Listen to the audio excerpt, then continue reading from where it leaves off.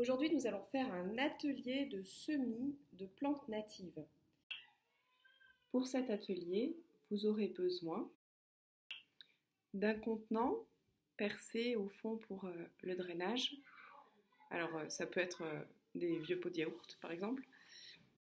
Des petits sticks comme ça pour noter ce que vous allez planter. Un charpie et un petit peu de sable. Alors les plantes natives, c'est celles qui existaient sur le continent américain avant que les colons européens ne débarquent.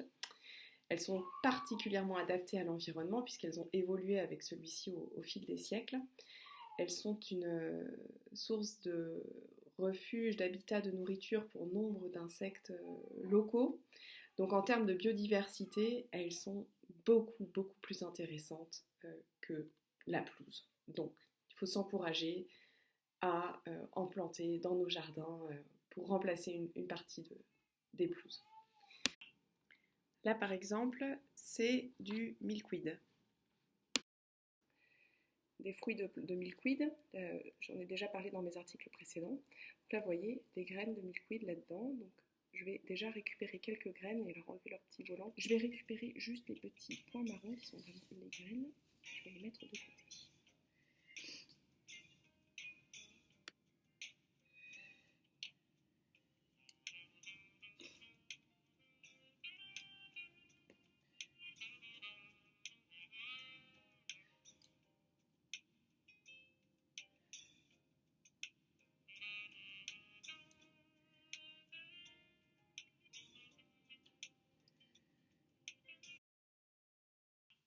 Avec la pointe d'un couteau, je vais faire des sillons. Alors, en l'occurrence, là, j'ai plusieurs types de graines à planter et je vais faire un sillon par type de graine.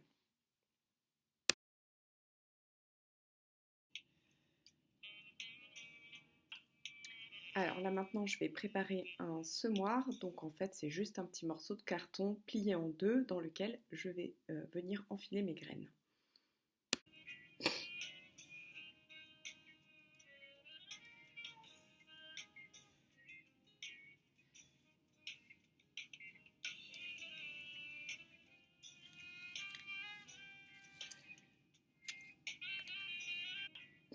Je vais répartir les graines le long du sillon en fonction du nombre de graines que j'ai et puis après venir refermer délicatement le sillon.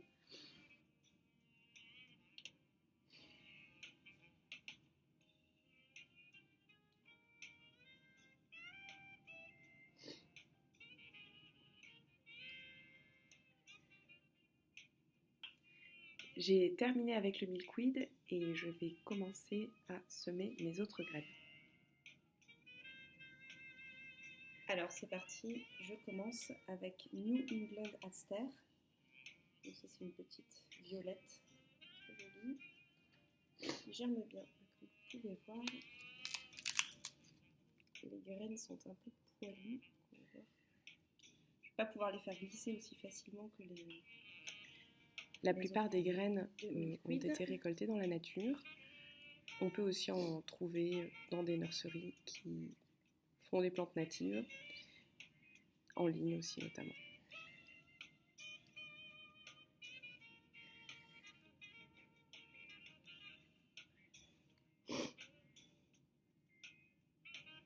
Alors ensuite, Zizia aurea. Alors toutes les graines, elles ne viennent pas avec des petits volants comme ça, heureusement, parce que sinon ce serait un peu compliqué. Alors cet atelier-là, je l'ai fait avec mes enfants. Donc avec les petits-enfants, faut pas se leurrer. Je pense que toutes les graines vont être joyeusement mélangées et que vous aurez un florilège de plantes natives à planter, à repiquer au printemps.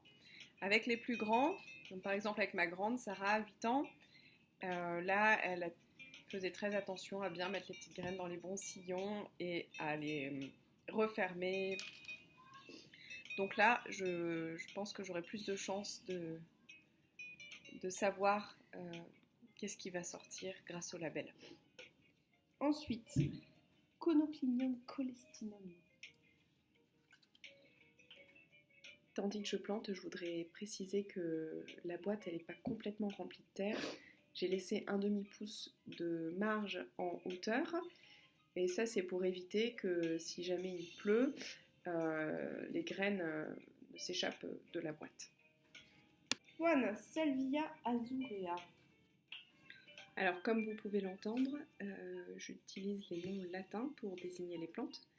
Et sur les photos, vous pouvez voir aussi leur nom commun.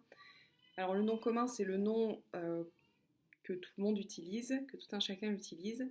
Cela dit, il faut savoir que plusieurs plantes différentes peuvent avoir le même nom commun et que si on veut vraiment être sûr de désigner la bonne plante en particulier, il vaut mieux se servir de leur nom latin qui est unique à chacune.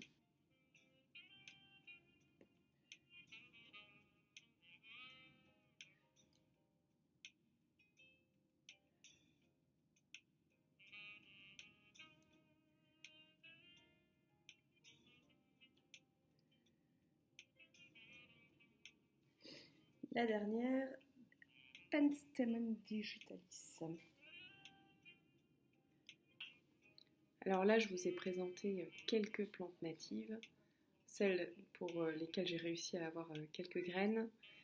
Il en existe bien sûr énormément à découvrir. Et voilà, nous avons semé toutes nos petites graines. Alors, dernière étape, donc là je vais prendre un peu de sable, pas trop. Voilà, encore une fois, l'idée c'est de lester nos graines pour qu'elles ne s'échappent pas du plateau pendant leur séjour à l'extérieur. Alors pourquoi dehors? Parce que ces graines ont besoin d'une stratification, c'est-à-dire un passage par le froid pour pouvoir germer. Donc il faut qu'elles soient dehors l'hiver. Et d'ailleurs, c'est ce qui se passerait dans la nature. Alors, je vais les emmener dehors. Dehors, dans un endroit protégé. On n'a pas envie qu'il y ait un chevreuil qui vienne marcher dedans. En fait, moi, je vais juste les laisser sur la terrasse.